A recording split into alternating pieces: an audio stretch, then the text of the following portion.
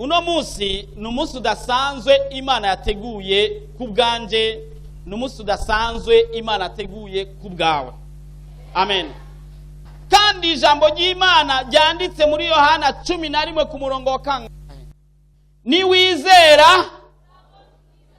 Niwizera bigaragaza ko kugira ngo ubone ubwiza bw'Imana bigusaba kwizera. Amen.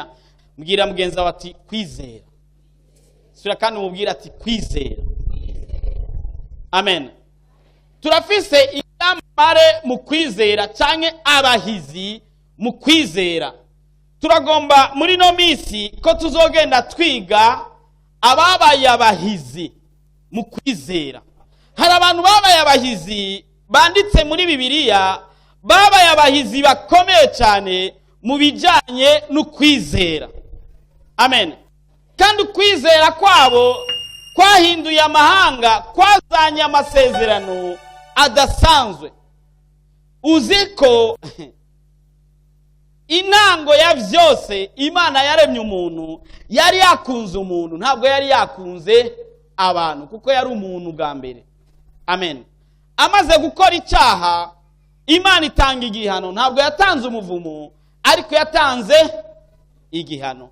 Imana imaze gutanga igihano, abana b'abantu baja mu vyaha, bibandaniriza mu vyaha. Haragera igihe Imana ikunda umuntu, kandi imukundira iki? Imukundira kwizera kwiwe. Imana ikikunda Aburahamu. Amen. Yamukundiye iki? Ntabwo yamukundiye ibikorwa byiza, nta nubwo yamukundiye ikindi kintu, mugabo yamukundiye. Imaze kumukunda ikimuha umwana umwe w'isezerano, ari we Isaka. Isaka avyara abahungu babiri bakiri mu nda ya mama wabo Rebeka. Imana ikunda Yakobo yanka. Imana ivuga ngo ayo ni amahanga abiri ngo azogwana, ngo mugabo ntunze Yakobo nanse. Yakobo aza gukora ibintu bigaragaza kwizera Imana, bituma Imana imukunda cyane, mbere namugwiza. Amasezerano Imana yarasezeraniye Aburahamu acabonekera muri Yakobo. Amen. Imana imuhindura izina, imugira Isirayeli, ku buryo Imana ivuga ngo ushaka umugisha uzosengere. Ndazi ko no Burundi utabusengera, ariko ndagusabe nimba usenga ntuze wibagire gusengera Isirayeli, kuko uko usengera Isirayeli niko nawe uronka umugisha wawe. Bwana Yesu asifiwe. Bwana Yesu asifiwe tena. Ngomba rero ndakwereka Imana yahavuye ikikunda abantu. Muri Yohana 3:16 ngo kuko urukundo Imana yakunze abari mw'isi, ngo ariko rwatumye itanga umwana wayo w'ikinege, ngo umwizera wese ntazapfe rubi, ariko ahabwe ubugingo budashira. Imana ikikunda abantu rero, ireka gukunda umuntu, kuko yakikunda Isirayeli rwose, imugira ihanga rinini. Abisirayeli baca banga Imana, baranga na Yesu, baramukubita baramucita, tuca turongeraho okaziyo natwe gukundwa ndugu yangu. Ubundi bwo nta nubwo twari turekuriwe kuba twicaye ngaha turiko turumva ijambo ry'Imana, nta nubwo twari turekuriwe kuvuga ijambo ry'Imana, ko twitwa abanyamahanga. Ariko no munsi natwe twabaye Abisirayeli. Abanyamahanga ni umuntu wese atarakira Yesu nubwo yoba ari umwisirayeli. Amen. Maze Imana ibona ko ari byiza ikorane n'abantu bizera. Dusomye muri Abaheburayo 11 ku murongo wa mbere, havuga ngo ukwizera nukumenya rwose ivyizigirwa, udakekeranya ngo ntibizoba, kandi bitabonwa niko kubitumenyesha ko ari ivy'ukuri. Ibyo Imana igukoreye cyangwa ibyo Imana igomba gukora, irabishira ahantu, hakaba hasigaye amaboko yo kubitora. Ayo maboko yitwa ukwizera. Kandi ukwizera, wizera ikintu utarabona. Amen. sinibaza ko wizera kuri mu rusengero. Urizera kuri mu rusengero? Oya, uri mu rusengero ariko urizera ko tuza gutaha amahoro. Nibyo utarabona mugabo biza kuko twasomye ngo kutabibona niko kibitwemeza ko biriho.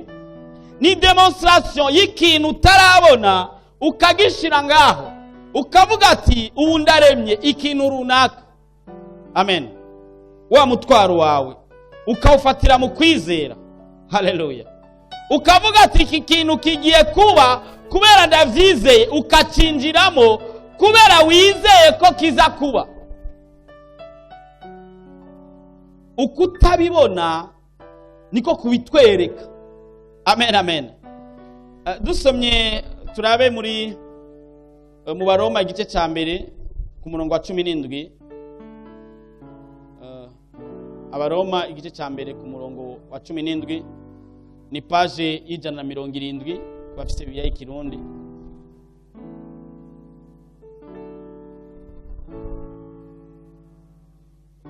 Nimba mwahabonye turabe, havuga ngo umugororotsi wanje azobeshwaho.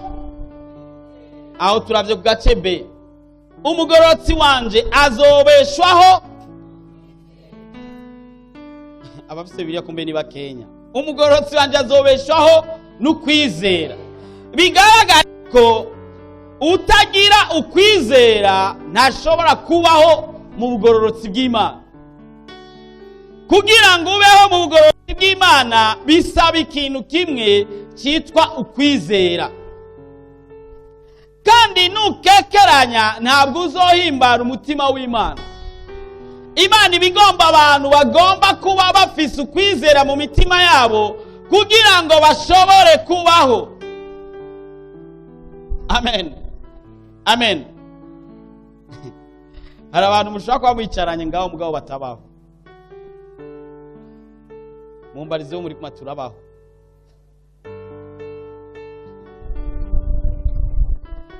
Nakwishure. Yakwishuye ngo iki? Mubaza ati mbega ukwizera kwawe kungana iki?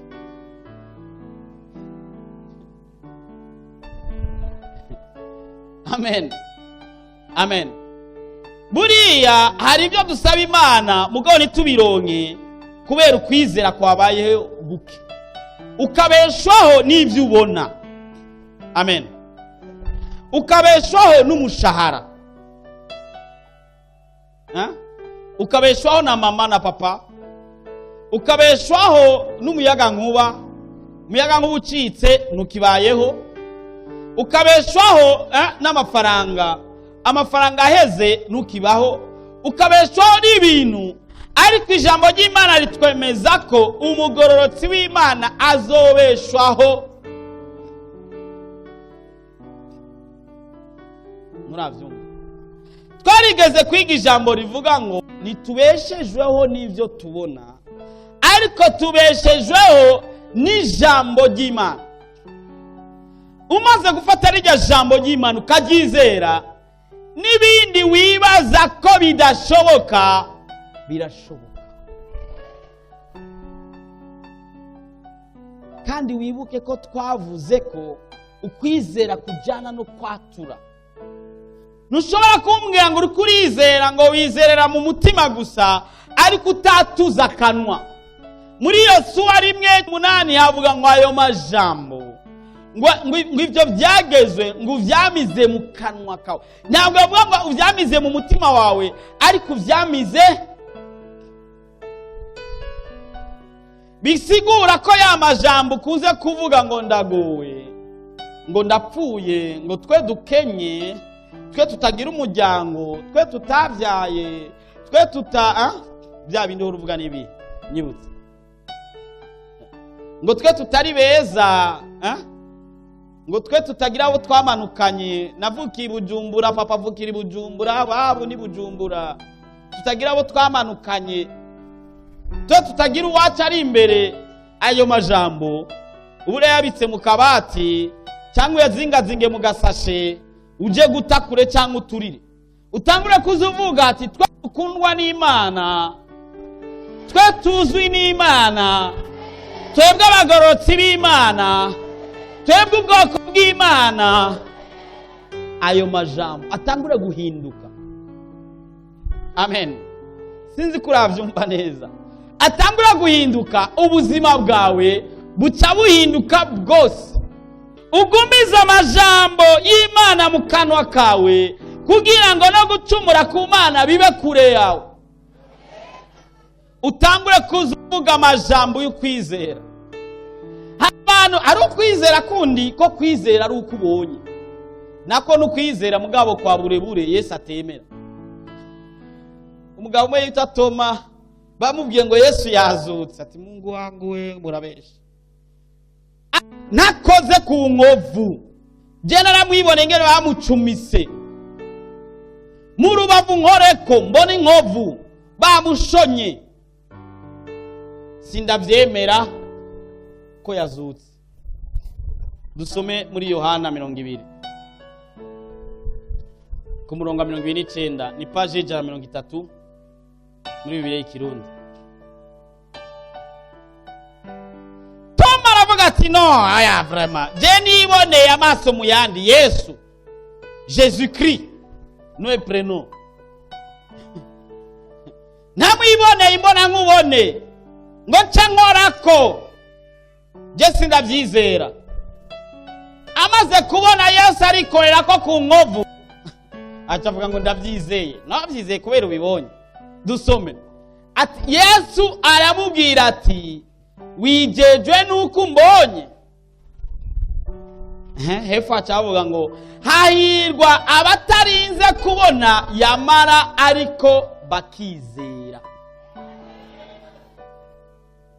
Kugira ngo wizere ntibisaba kuba wabonye, kuko uba wabonye nuba ukizeye. Ongo kweli mubombwira ngo ndizeye ko nambaye impuzu kandi uzambaye bizwi kandi ushatse urazikorako, ariko icyo wizeye urashaka kumbwira ati ndizeye ko uyu mwaka utazohera ntaronse inzu yanje, uyu mwaka utazohera ntagize mariage, uyu mwaka utazohera ntaronse intebe zanje, uyu mwaka utazohera ntaronse matera yanje cyangwa igitanda canje, uyu mwaka utazohera ntaronse voiture yanje, uyu mwaka utazohera ntaronse za muzo, uyu mwaka utazohera ntaronse yanyishu. Yesu abwira ati Toma, we Toma, we Toma, we wizera kubera ubonye. Ngo hahirwa ngo abatarinda kubona kugira ngo babanze kwizera. Banza wizere hamuraza kubibona.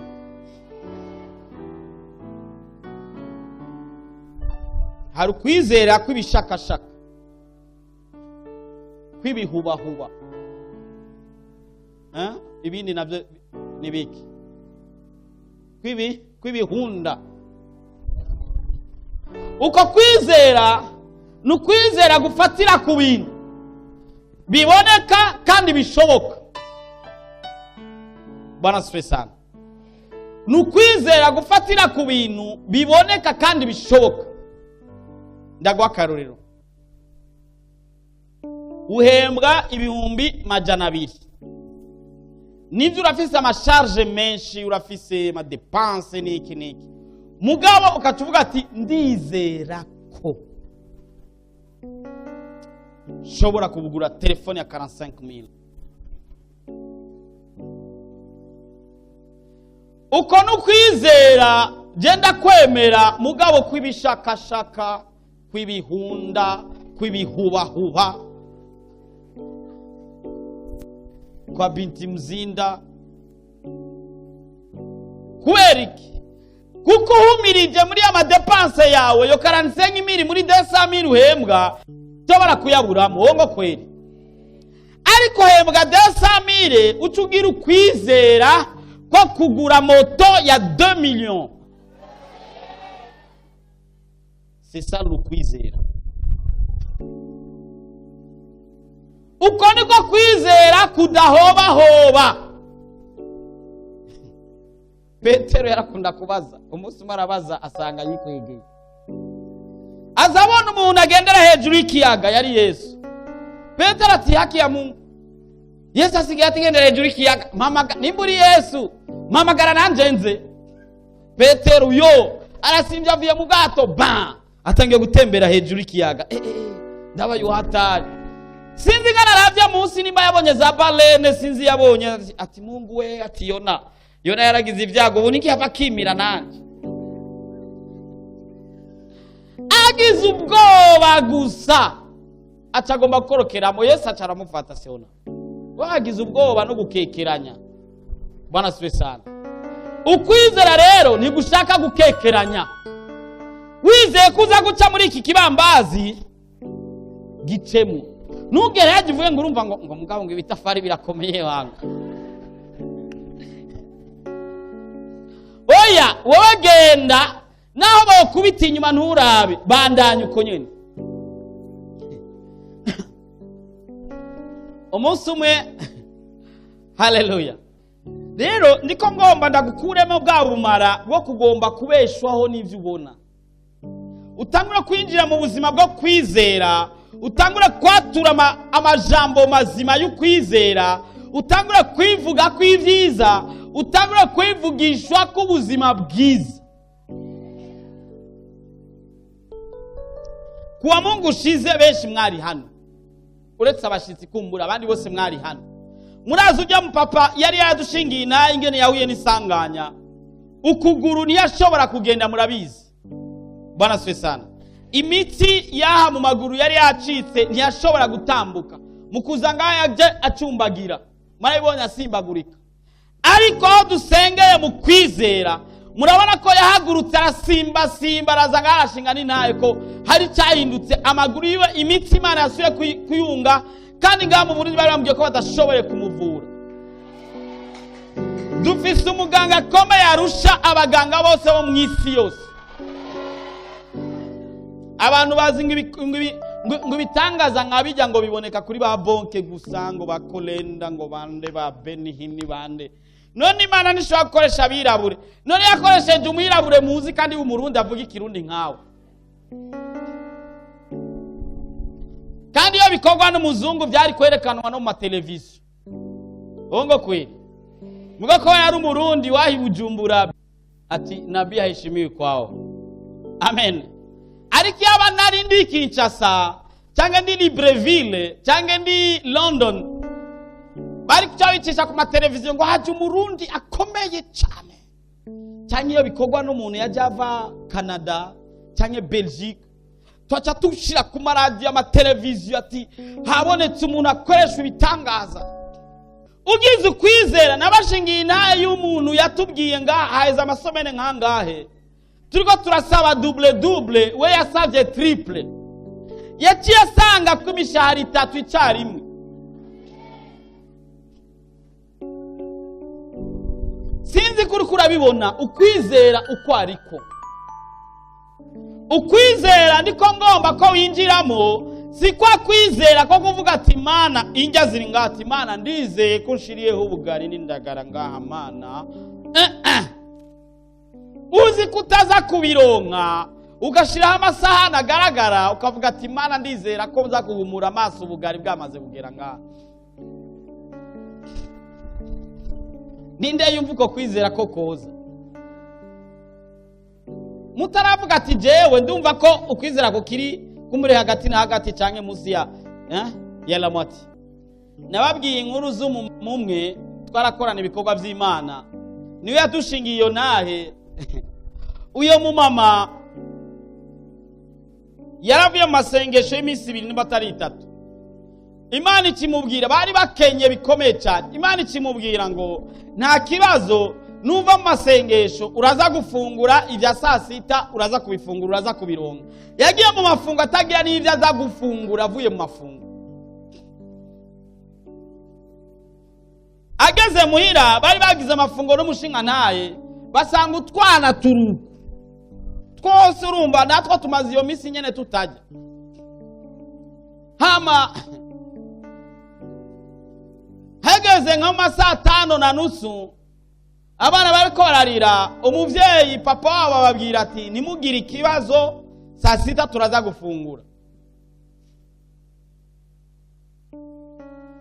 Abana bariyumvira ati none papa mwirya sakoshi wewe wayazanye imigati cyane. Papa bababwira ati gura amazi ku meza, mushire ibiko amafurusheti bisukira kitu.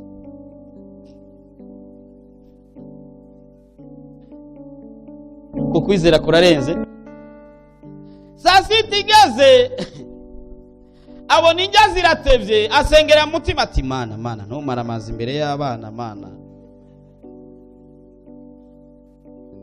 Acabwira abana bakuru ati nidukarabe rero tugira dufungure. Amasahani bashize ngaho, amasahani aragaragara. Abana baritegereza papa wabo ati yacanganyikiwe. Ati nababwiye ibintu by'amafungo sana ni danger. Umupapa acabwira abana ati reka dusengere zino fungurwa. Arasenga ati mana nukuri ndagushimiye kuri uyu muceri n'inyama duhaye mana. Iyi nkoko iraryoshe mana, aho tuza kwifatira turagushimiye mana. Mu izina rya Yesu amen. Aho umuyasanga nta nipunja nimwe y'umuceri yakoroke ngaho. Mugabo ntiyagira ubwoba avuga ati bane nukuri reka dufungure rero. Injya jenza zibonamo sinzi ko abana ati baba batangura kurira babwira mama bati mama yo ayo niyo masengesho mari murimo yo. Babise abana bakuze nibyabaye. Wa mupapa tafati gisu ni furusheti. Urazi ko furusheti bayifata no kuboko kwa kushoto, gisu na mkono wa kulia. Akata ati inkoko iraryoshe cyane. Abana bamwitegereza, abana batangura kugira amasengesho yo gukemea. Idayimoni ziri muri papa mu izina rya Yesu. Abo papa vize kwizera. Bwana sifiwe sana. Bwana sifiwe tena. Hageze saa saba kuva saa sita kugeza saa saba bicaye kuri iyo meza atani kintu nakimwe. Ku muhogo hakawutse. Baza bumva umuntu aradodoye ku muryango koko. Umugore ati nyegeza ayo masahani nibazo twinga. Haraje umushitsi. Umugabo ati gumizaho. None turiko turajya nimba mu mutari ko murajya je ndiko ndajya. Ubwo nyene baza babona umumama ajazanye akameka kakandi kera bita bumba secret. Ubu ni twatundi tuva mu menga amavuta muratubona tungana gutya hari utwa jaune twa bleu twa muratubona. Kuzuye umuceri n'inkoko nzima y'umukwe. Wamo mashikira gupfukama ati sabira imbabazi ku Mana n'ukuri. Imana yari yambye ngo ndabishikane saa sita top. Nacerewe n'ukuri sabira imbabazi. Kandi muce munabisengera mufungure. Wa mupapa ati Imana iguharire ntiturinda kubisenga ko twabisengeye.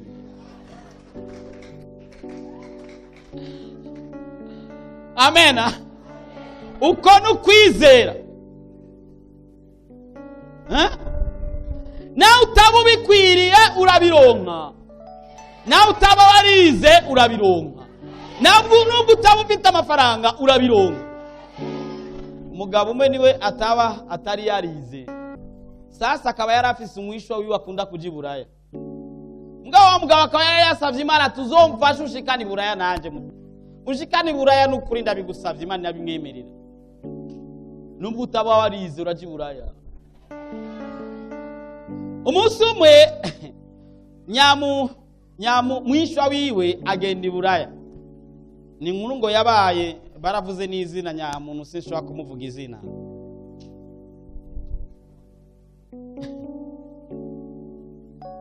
Aca mujana muyomba wiwe i Buraya.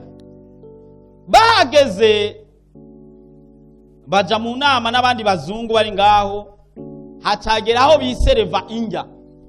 Nawe yari umuntu wo mu cyaro cyaha hafi saha mu Burundi mugabo na hafi. Abonye injya agomba kuzikubitamo iminwe. Wa mwishwa acavuga ati muyomba ni mushamba ni munyagihugu hariya ahava maramaza. acabwira abazungu ati nimurindire senge. Aca senga mu Giswahili, mugabo je nza kubivuga mu Kirundi. Aca avuga ati mu gusenga ati duhumirize, ati muyomba nawe abazubwenge ati aca atangura kwitabira nk'uko arasenga ati ntumaramaze muyomba, hano turi Buraya muyomba, ati ufate ifurushete n'ukuboko kw'ibubamfu, ufate igisu n'ukuboko kw'iburyo, aha ntibagutwenge. Cavuga ati mu izina rya Yesu amen. Ibizungu ati amen. Bon appétit. Iburaya nta bintu byababoye byinshi bibaho, murabizi. Bon, sinzi ko mubizi, mugabo niko bimeze, ne bintu byababoye cyane bihari. Sasa agera umunsi wo guteka, baha ituru y'uwo muyomba, niwe yari agezwe guteka icyayi. Wa muyomba acafata arihenda kuko isukari n'umunyu wamenyere ibyunyu bingananganuku, natwe utwunyu twa hariya n'isukari niho bitandukanya. Afata mu icyayi arundamwo,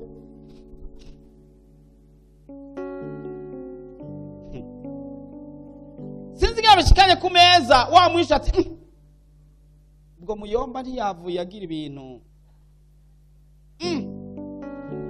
atoya. Sinzi ngo nacegira arumviriza, acayumva n'umunyu, acavuga ati ngirene muyomba ubo ndabigenza gute kujya mwanya nasize. Cabwira abazungu ati reka turirimba karirimbo hama tuje dusenga, je mbere yo gufungura mbanza kuririmba hama ngasenga. Acatangura wa muyomba wiwe yitwa Matendo, acaririmba muci wawe, reka ndakaririmbe mu Kirundi ati Matendo wacize umunyu mu cyayi, ugisubize yugiteke. Matendo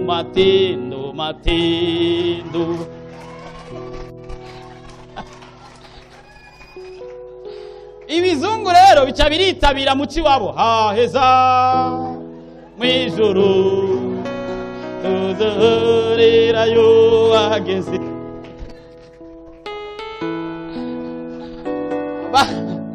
Acabwira ati rero duhumirize, rero dusenge. Aca senga amasengesho maremare. Matendo nawe mu gusubira hariya arateka n'ingoga, ubuhoshiramo umusukari arakizana kimeze neza. Nawe utaba warize urajya Iburaya, nawe uderanje ibintu Iburaya, ntacyo kizima washitseyo. Uzoza uvuga inkuru ko wabaye Iburaya, ongo kweli uzoza uvuga inkuru ko wabaye nawe nubwo uba utarize.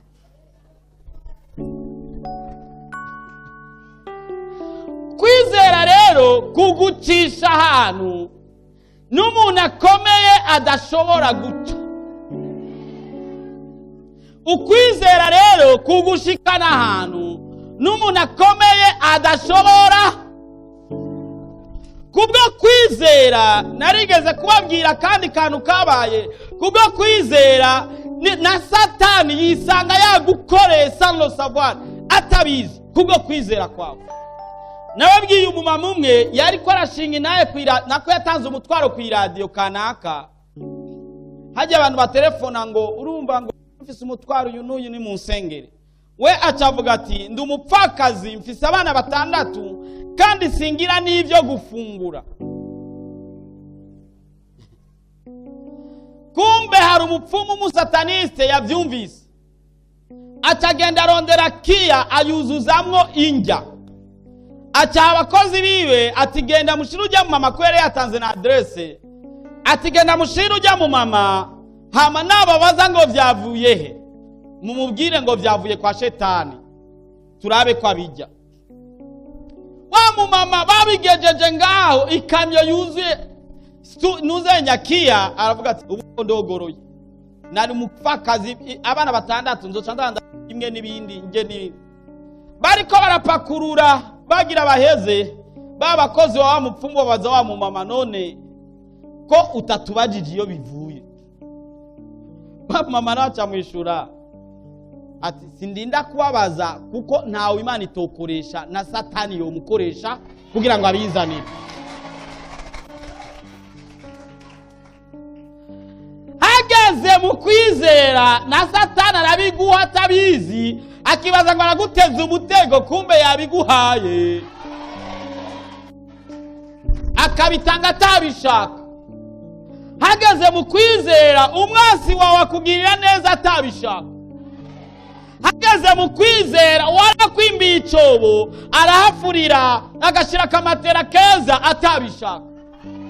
Hageze mu gihe cyiza cyawe cyo kwizera kwawe ibyiza birakoma inyuma kugeza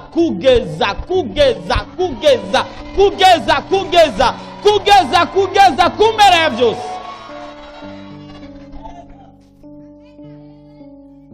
Ntacyo Imana itokora ku buzima bwawe bivanye no kwizera.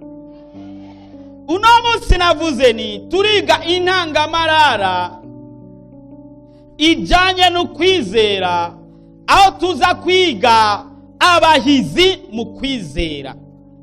Imana nidushoboza kuwa kane tuzoca dutangura umuhizi wa mbere. Amen. Dimanche twiga umuhizi wa kabiri, tuzogenda twiga abahizi batandukanye, hama natwe tuca turaba ingene duhagaze. Mbega imbere y'Imana turabahizi cyangwa turabahobahoba? Imbere y'Imana dufise ukwizera kw'ibishakashaka, kw'ibihunda, kw'ibihubahuba, cyangwa dufise ukwizera kumeze nk'urutare?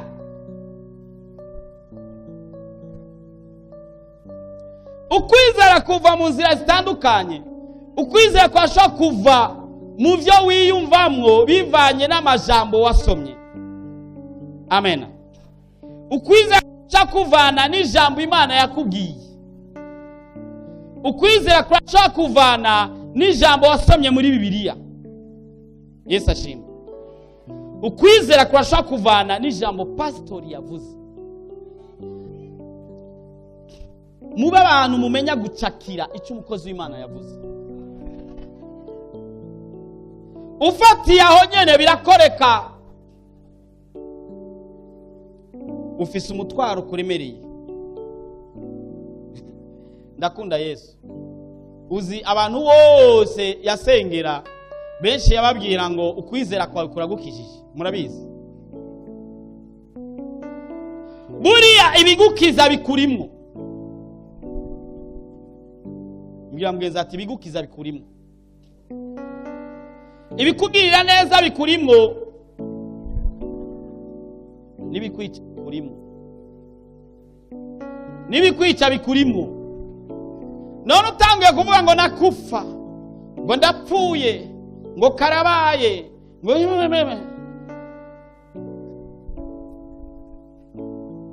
ukwizera n'amaboko afatisha ivyo Imana yasezeranye ku bana bayo, ukabitoza ukwizera.